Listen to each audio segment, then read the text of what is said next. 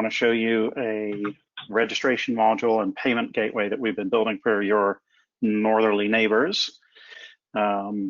This is about 85 or 90% complete right now. We'll be going into final testing and pushing this out to production for them in the next couple weeks.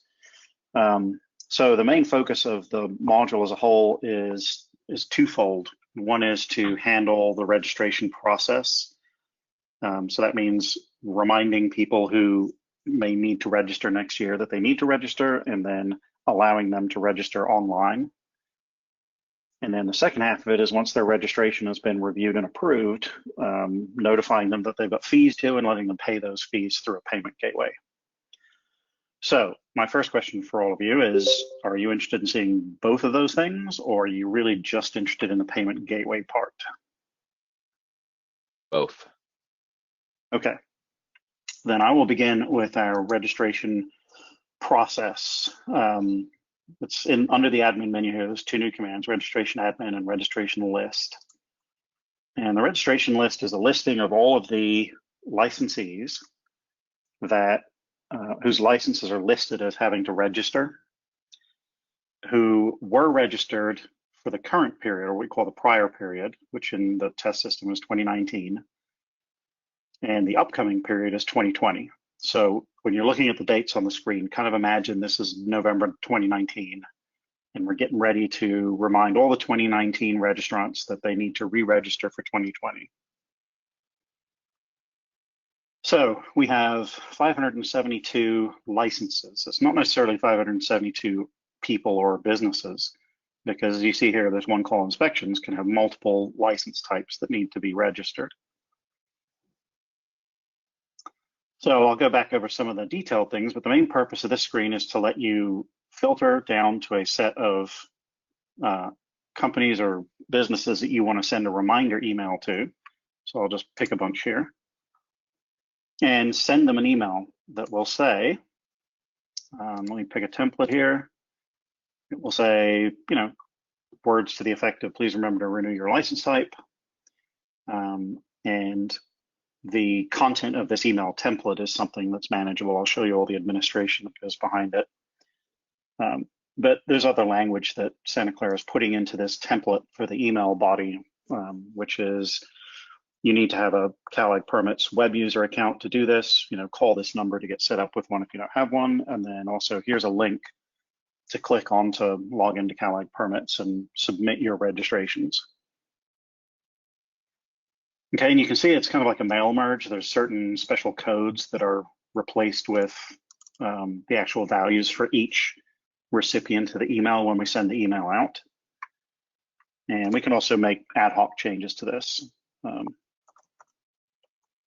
So I can actually edit the template, but not edit the template, but edit this email before it goes out and update the example email text. And then when I'm happy with it, it says up here it's going to 10 recipients, and I'll hit send. And yes, I want to hit send the email reminder. So the following were not included in the email batch due to no email address. So one of the 10 people we selected didn't have an email address. But the rest of them, we have queued up an email to go out to their registered email box. And I can go to our batch email administration, and you'll see that email. And it goes through a series of statuses. So it's actually a background job that sends out the emails so that you can send out 500 emails in one batch, and it will, gradually send them out in smaller batches so that we don't get flagged as a spam email organization. And I'll just refresh that, and you'll see eventually those will all go to delivered, or they may come back as error. So the email system we have set up is more than just a, send it and forget it. It actually tracks that send process and make sure that we get a positive response from their email service saying that they accepted the email. Just so you'll know, it helps for two things. One, it helps it to know if someone has a bad email address. And it also helps so that, if someone's email box was full or was down temporarily, you can resend an email to them. Okay, and of course, this being a test system, we've overridden the outbound emails so they don't go to the actual email addresses, they come to my email address. And this is the email I just received 1 minute ago. And it's very simple. It's just the body of the email message that we put in there.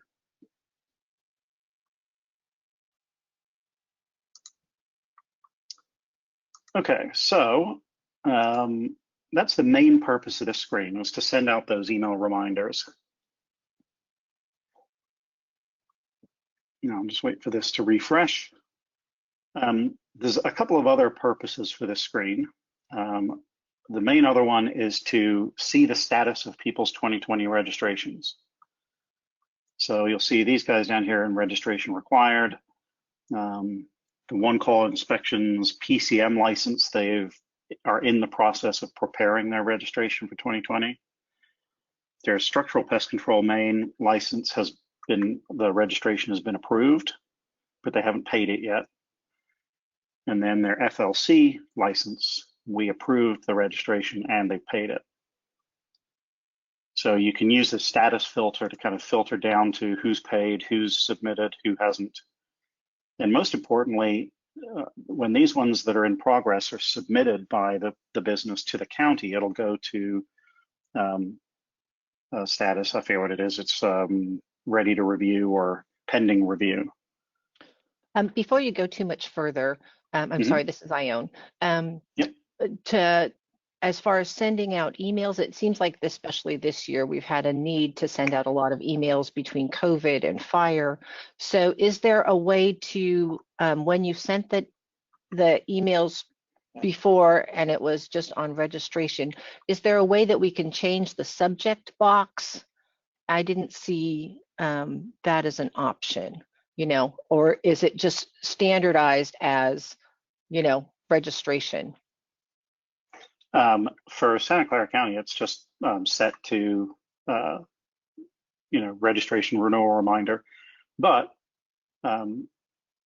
well, we can have a look now. So let me go look at some of the administration you can do to set those up. And we have a screen where you can manage the email templates that you use. So I could, for example, create a new email template.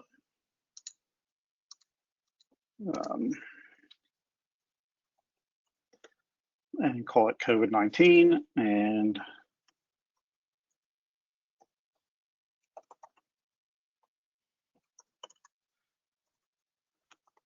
create a template that makes sense for COVID-19. And looking at this screen, it would be very easy to put a subject line here. Right, yeah, So just because, as the subject line and the message.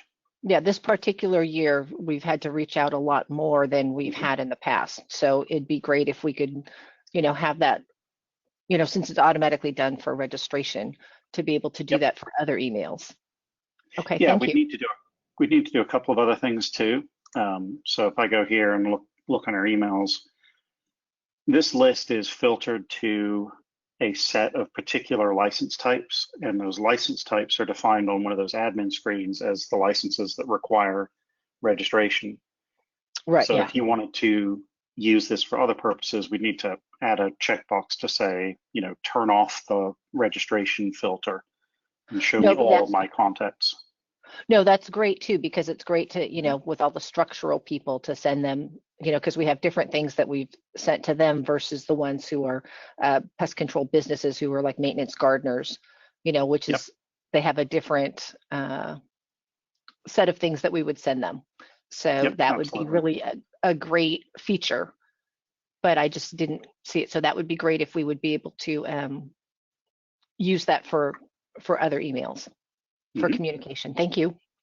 Yep, it would be very easy to turn this into sort of a much more general purpose email sender. So that list I mentioned to you, if I click on manage fees here, this is how we manage the fees that are due each year. And this list is the list of all the license types that will show up in our registration renewal reminder list. And each year you can create a new set. So I can go in, I can say, add a new registration year 2021.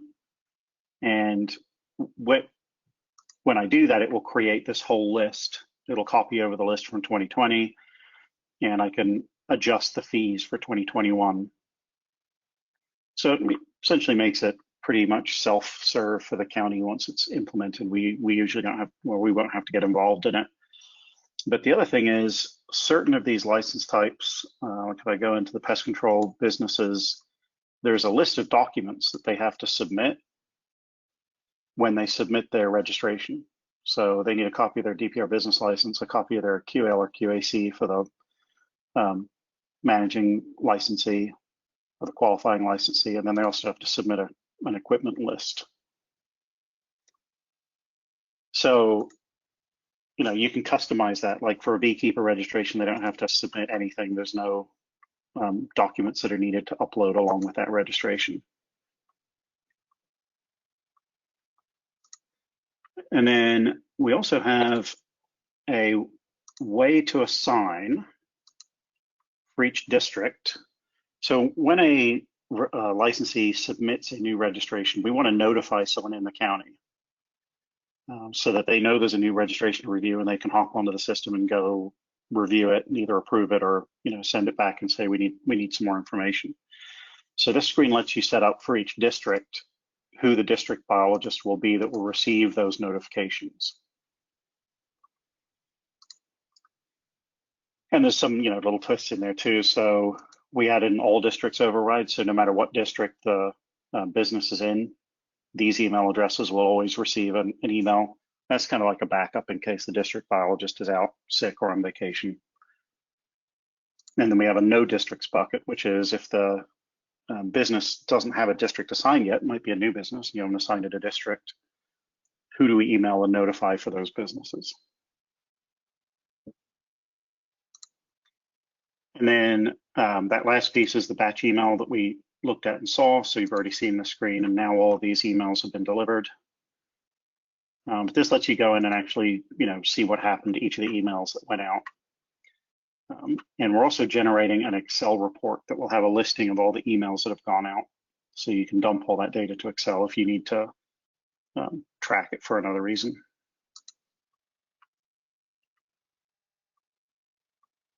Okay, so that's it pretty much on the county side. We'll come back to the county side in a minute when we need to review a registration submittal.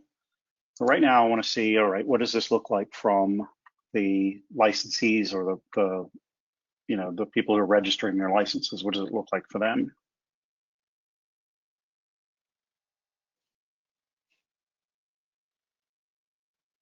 So I'm going to use this assume web user identity, and I've got a web user for a business set up to demonstrate with. So this is the notice. This is part of CalAgPermits already. This happens for all counties.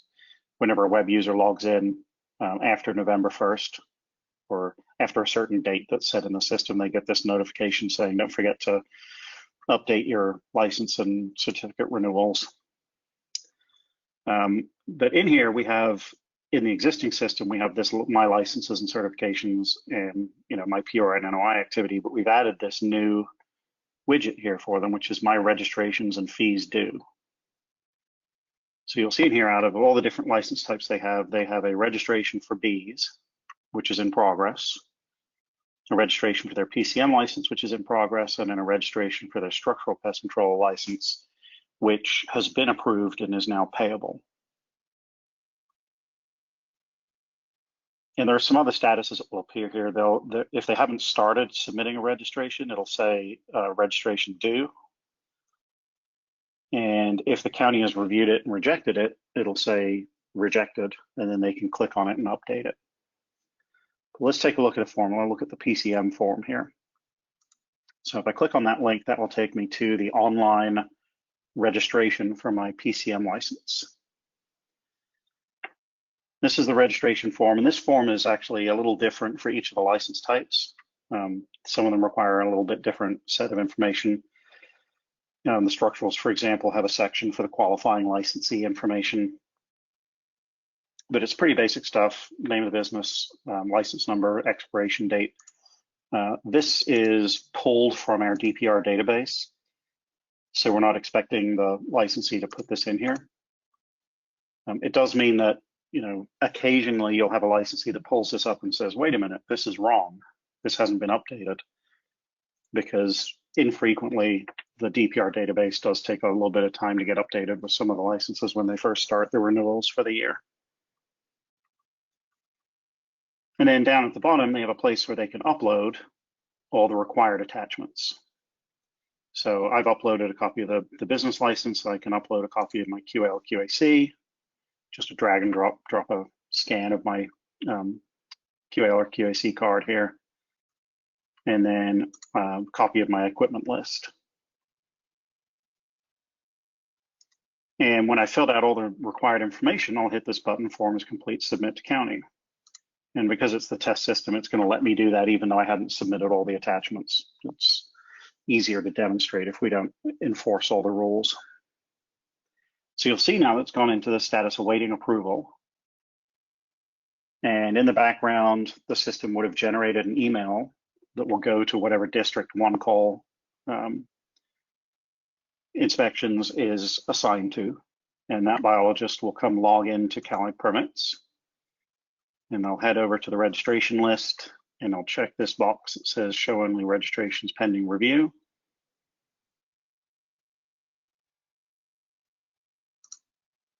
And that'll say, okay, well, here's the one that's in my district, and I can click on this and I can review everything that the business submitted for their registration. I can view all their attachments. And down here, I can put in some review notes and then either approve it or reject it. So I could type in here, hey, you forgot to attach this, or your phone number is invalid, or your email is not valid, and hit reject. And now that'll get kicked back to the submitter, and we'll send an email to the submitter saying your registration for your PCM license was rejected. Please log in and check it for additional information. So they'll have to log into CalAgPermits in order to actually do their registration. So it's not that in the registration email that we're sending that there's not going to be like a link directly to a form that way. Right. They will, if they're going to do the online registration, they will have to have a web user account and they'll have to log in and do it through here. So they must do it through their CalAgPermits. Okay, so it's not that there's going to be a link. Right. Now, if they want to do it on paper or come in and do it in person, of course, they can still do that. And I'll show you on the contact admin page, we've added some buttons to attach those attachments. You can attach their registration form and their copies of their license and everything so that you can have a complete record in CalAgPermits of all of those attachments and everything for your registrations. Mm-hmm. The registration fields on the contact admin screen also update these statuses. So anyway, I'm going to pop into my rejected form. It says, oh, invalid email. I can update my email, and then I can resubmit the form. And then I'll pop into our registration list, and I will do my registrations pending review. And this time I will approve it. So they'll pop into approved status, and then I can go and show you the payment process. So I'm going to go back to the payment process here in just a second. Looks like these two here approved should be payable. But before I go there, I just wanted to show you the update we made in the contact admin screen.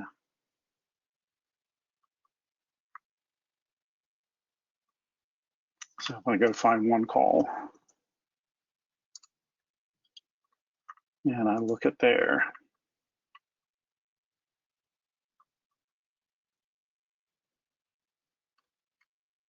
PCM contact type.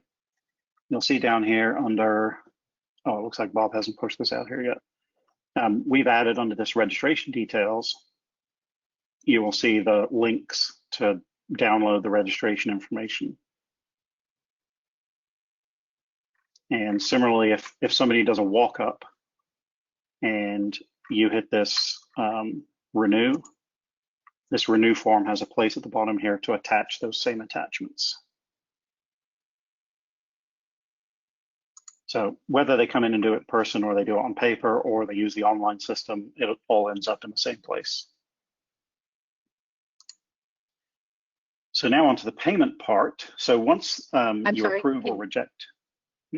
Going back to the registration and then when they actually register, is there a way for me to identify which biologist did that? Yes. I mean, other than the district. Okay. Yeah, well, we save it in the database. We don't have a place where we display it right now. But if you wanted to have that displayed, that would be something easy to add, probably on that contact admin screen or even on the registration list. We kind of run out of room for extra columns here. Yeah, I mean, it's just that, when we're trying to reconcile our dailies with how many businesses were registered by each biologist, so we can reconcile that, yes, you registered 10 and you reported 5, that we can make sure that they're all counted. And so that's a great idea. And I'm thinking, I wonder,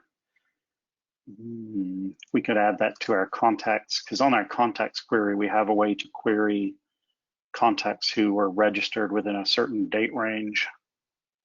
Yeah, but that doesn't tell, different biologists can work on it on different days. Right, but I'm just thinking if we added a drop down here or a selector here for which biologist actually approved or rejected the registration. That would make life so much easier. Yeah, I mean, just being able to reconcile everything, which is what's taking me a while every month. Yep. No, that's a very good idea. And that really has nothing to do with this registration and payment platform system specifically, because we also record, when somebody enters the registration through the contact admin screen, we can record their user ID there. And okay, well, I'll make a note of that. We have a TAP meeting coming up and I'll bring that up to them and say, I think that's a good idea to add to that query screen. Thank you. So going back to our OneCall. So OneCall has now received an email saying Santa Clara County has approved your PCM registration. Please log in and pay your fees due. And they'll come in here and they'll say, okay, well, it looks like my structural and my ag pest control license registrations have been approved, and they're both listed as payable. So I can check on those and I can hit pay now. And I need to go find my fake credit card number to use.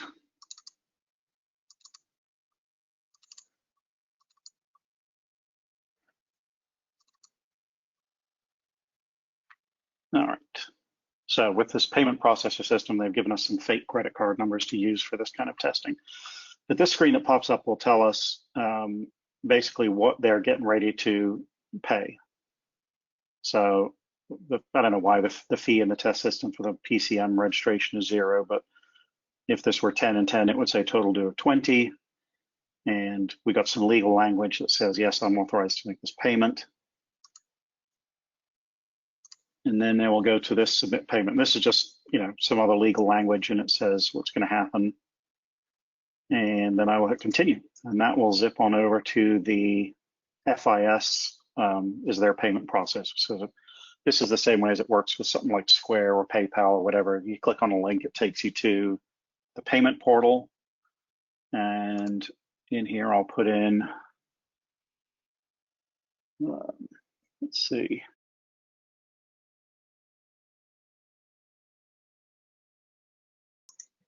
There we go. Okay, so now it's set my credit card number and it tells me here's my payment review. And there is a service fee, and Santa Clara County tax out on top of their license fees. And then I will confirm that payment. And it says successfully paid, and I can print out this receipt, keep it for my records. And when I click this finish button, it will take me back to my CalAgPermits web user portal. I'm still logged in because I'm doing all of this in the same session. And you'll see that my SPCM and my PCM licenses have gone out of my registrations and fees due. and they're now set up over here. This doesn't update right now. That's just a, an oddity of our test system. As I said, we're only about 85 or 90% done. There's still a bit of cleanup to do. But that's the system in a nutshell.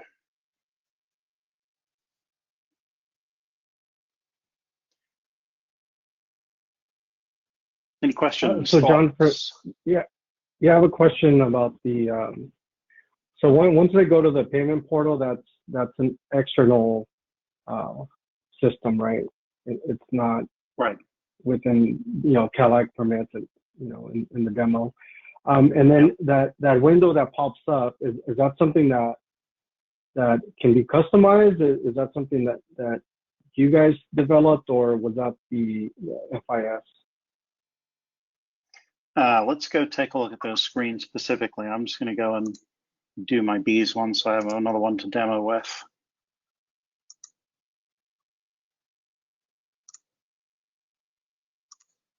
And I will tell you exactly which screens are ours that we can customize and which are the ones that belong to FIS. So. What is FIS? FIS is the name of a payment processor. That's their abbreviated name. Their Pay2Gov or something like that is the full name of the company. But it's a third-party payment processor that basically we don't store or even have a web form that takes in credit card numbers at all. All of the credit card information is actually typed in on their website so that we don't have any responsibility for it. Okay, so when I click on Pay and I click Pay Now, this confirmation screen is ours, so we can customize this to look however you like. And also when I click Next and I'm getting ready to submit the payment, this is our screen, so we can customize this. Okay. As soon as I hit Continue here, you'll see the address changes from CalAg over to PayDirect, which is the FIS website. So this is their screen. Okay. And of course, every processor will have a slight, a different screen, and what you can customize on here varies by, who your payment processor is. With FIS, there is some customization we can do here. And then the next screen that we had, so this is the FIS screen. This screen here is FIS, the payment review screen. And the receipt is also FIS. Now, you see here it says payment type, B's, description, and payment amount. That is information that we sent to them as part of this transaction. Okay, so they have a place in their interface where we can specify what we want to show up in these columns. So there's a little bit of customization that we can do there. And also what happens when they click this finish button is customizable. And we have it customized basically to go back to the CalAgPermits homepage. So these three screens, the credit card entry, the payment review, and the receipt are all FIS screens. And then when they hit finish, they're back to their CalAgPermit screens. Forgive me, this may be understood by the group, but FIS, would we use our own payment processor, or do we strictly have to use yours? Nope, it's up to you. You would use whatever payment processor the county is comfortable with, and we'll adjust. There's just one little piece of code that does the interchange between the two systems, and we would adjust our code to, fit your payment processor. Oh, yeah, for us, yeah, we would be looking at working with Elevon on that. Okay, yep. So Elevon would be the payment processor, basically. Yep. Yeah, so they're the ones that the only restriction we have is I'm not going to store any kind of credit card information, so they have to have their own payment entry form where we send them basically a transaction ID that has things like the line item descriptions and the total charges for each line item. And then they have to be responsible for taking the credit card information, processing the payment, and sending us back basically just a transaction ID and a success code. Because, if we have any credit card information in our database, that completely changes the whole security model for CalAgPermits, and I don't want to go down that road. You said transaction ID and what was the second word? The line items that are being charged. So a description and a dollar amount for each line item that's going to be on that particular invoice. The success code is I think what you're looking for. Okay. Oh, sorry. Yep. For the return information, yeah. Just, did their credit card payment succeed or not?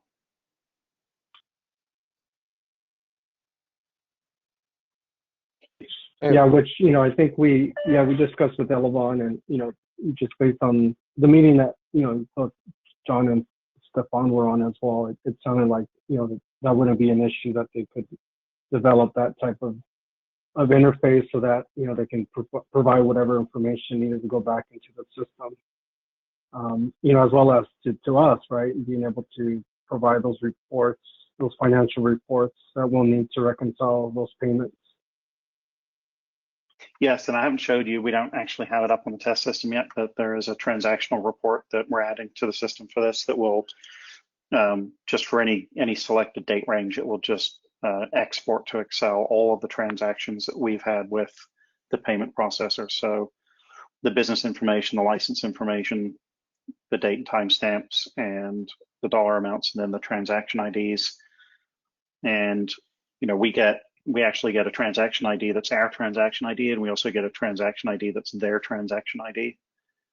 So they generate an independent transaction report, and those transaction IDs can be used to reconcile those two reports against each other so that we know that everything's represented correctly in the two systems. And then the third thing you will want is this payment processor will make deposits into an account, a bank account that's owned by the county. And you'll want somebody to get a transaction report from the bank account to make sure that all three of those reports reconcile together correctly.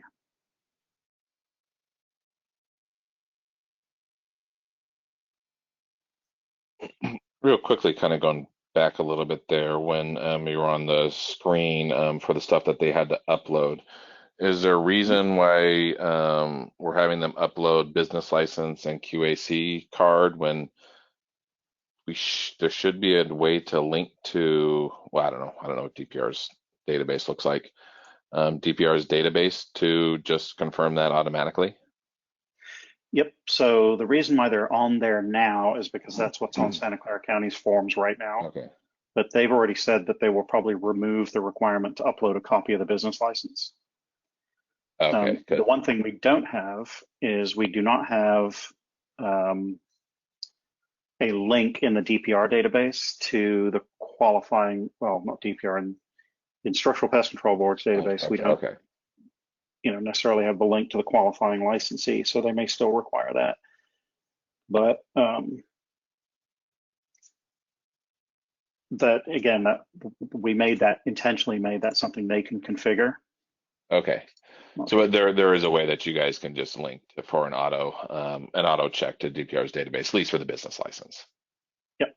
Okay. So we can go right into the manage fees, and then just click this manage required documents, and if they don't need it anymore, they'll just take it off the list. And a little bit off topic, but on topic, I guess, talking about payments, are we imagining something kind of similar to this for device registration when we get to that in the daily? Yep. In the CalCats, yep. I should say. Okay. Absolutely. About how far are we away from a device registration type portal in CalCats? About a month. About a month? Okay. Good. Yep. As long as it's there before December. That's all I really care about. Most definitely. But yeah, Okay. It's about a month out right now. We're just kind of putting the finishing touches on the root book and planner functionality for weights and measures and getting the math integrated into it. Okay. And we turn our attention to the billing module. Sounds good. This is going to make OD's life much easier. Hopefully, we can get everybody on CalAgPermits. Yep. Okay. So Alberta, Looks good. you saw John's response there. They're having internal discussions. This is a paid for enhancement. They paid us to do this in CalAgPermits for them. And I told them from the get-go that lots of other counties are going to want this. So it would be really great if they could just say, Calico, you're welcome to take a copy of the source code and use it for other people. We kind of saw how that went the last time we tried to do that. You guys were the only ones that successfully did that. So we shall see, but either way, we'll figure out some way to cost effectively make this available to everybody else. Sounds good. Seems like it should just be something Kakasa does, but well. Yep. Well, that would be the plan. Yeah. Corin, get on it. How soon would we be able to pay for it if that were the case? Assuming we can come to some quick agreement with Santa Clara County on their terms for it, then it could be a matter of a month or two. Okay. Yeah, because I would think we'd want it in place by November, correct? Mm-hmm. Ione? Alberto? Yes. Sorry, I'm sorry. Can you repeat that? Yeah. I was saying we probably would want this operational by at least November. Yes, absolutely. Because our biologists have to be able to figure it out and make sure they feel comfortable with it before we start December 1 with the registrations. Because, if you roll it out to the registrants, but at our end, we don't feel comfortable using it, it's going to just make things worse instead of better. Is Santa Clara using it right now, or? No, this is about 90% done. Okay. We're going to roll it into the production for them in about a week or two. Oh, okay. And they will be using it for this upcoming registration period. Okay. And they have the advantage that we've been working on this with them for a little over a month and a half now. So they have seen it many times, and they have several of their biologists are on the project team, so they're pretty familiar with how it works. It looks relatively. And you're I think absolutely we right. would need, we would need more time for our biologists to feel comfortable with it and with the processing. So we would want, in my perfect world, in the beginning of November, so that they can kind of feel comfortable with it and get trained, so that, December 1, when all of those registrations start coming in, they would be able to process them without screaming at me every day.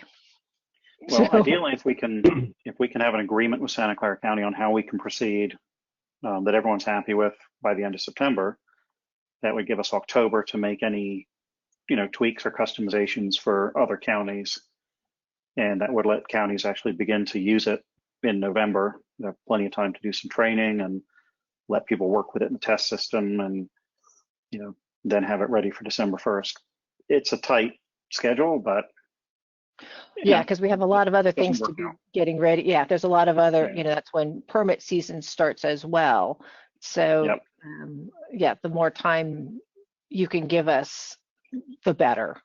So it doesn't seem like there'd have to be too many year. tweaks made to this, other than changing the title. I mean, this is pretty kind of universally user friendly. At least that's what it looks like to me. Yeah, and some of the things I was thinking about using it for other purposes, those are tweaks that we could make a little later down the timeline. Yeah, because they wouldn't necessarily need to be in there for for the registration processing.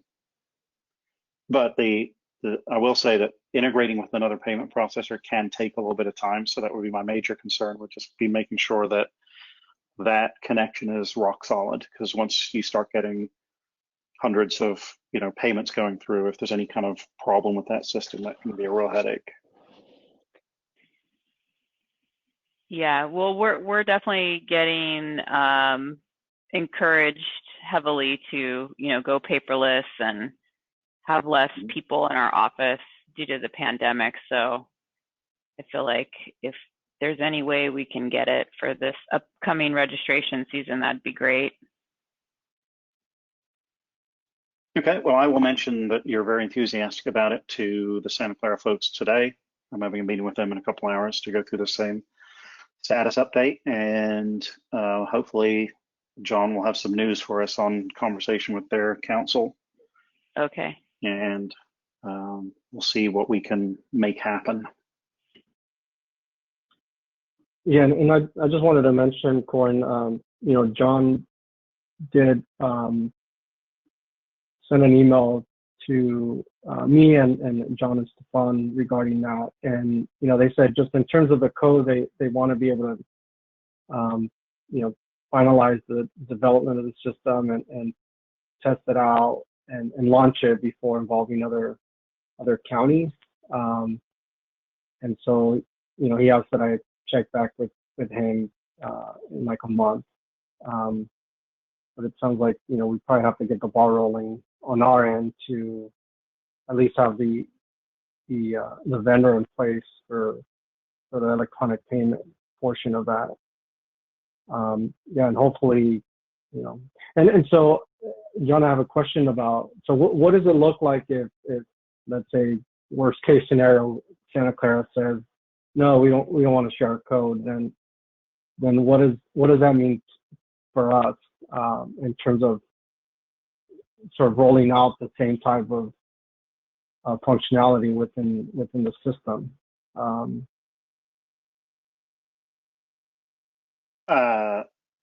you start from scratch? Because you're, you know, yeah.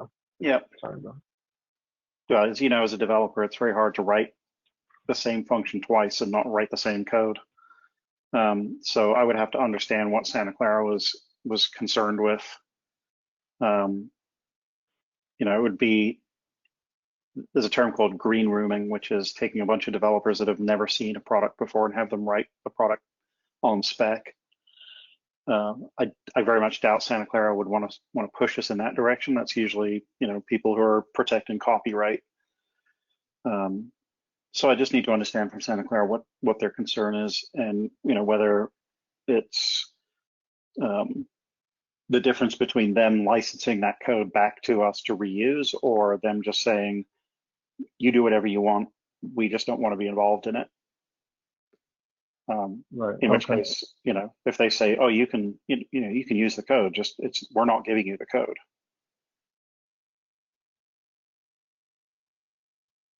So, you know, I doubt this is really going to run into any roadblocks. The daily was kind of a totally separate program, but this is an enhancement that they paid for to a system that's already a shared system. And so, you know, if push comes to shove, I think Kakasa would say, no, if you add code to our system, then that code is ours. And if we want to share it with all the other users of the system, we can do so. So I kind of feel like I don't think we're going to run into any big roadblocks there. Yeah, my guess is there's some language in the agreement with Kakasa and CalAgPermits, the way they own it is like you said, they own it. If you add something to it, you've added it to everybody. So right. Yeah. I doubt it'll be an issue. Okay. Well, I'm going to chase it down from the Kakasa side. I'll let the TAP know. We don't have a meeting, I think, for a couple of weeks, but I'll let him know that this is going on and that, you know, there's interest, and I'll certainly schedule some time during the next TAP meeting to demonstrate the system and see what other counties would be interested in it. And I'll let you know, if I hear anything interesting, or I'm sure John will email you, Alberto, if he hears anything back on the issue before the end of the month. Okay, thank you.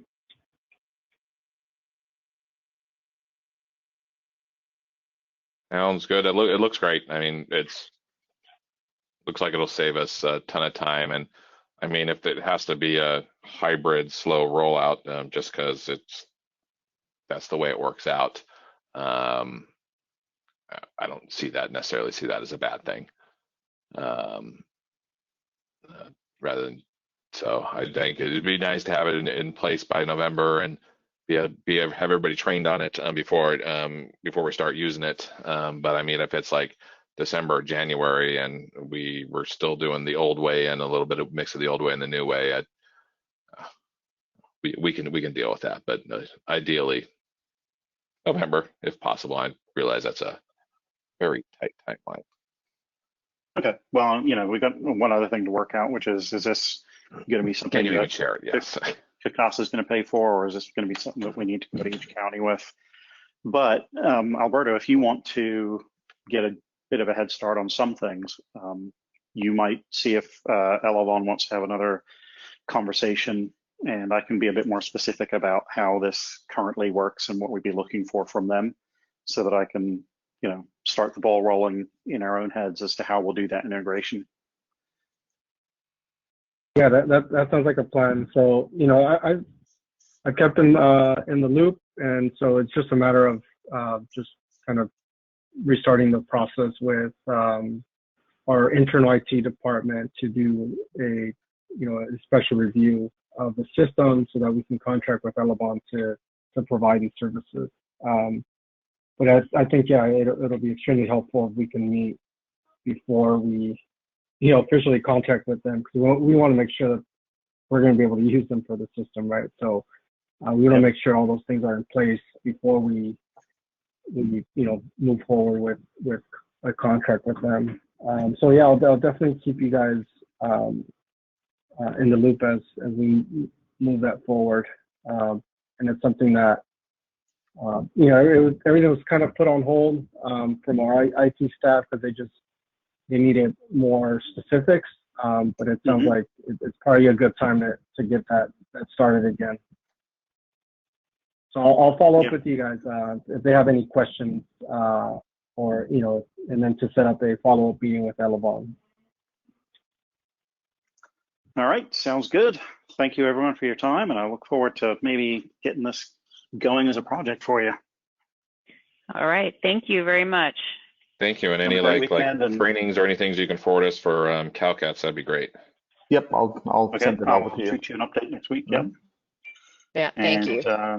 I hope you get some nice gentle breezes that clear up your air this weekend. Yeah, us too. All right, bye everyone. Have a good weekend. All right, Yeah, thank you guys. All right, Bye. bye-bye.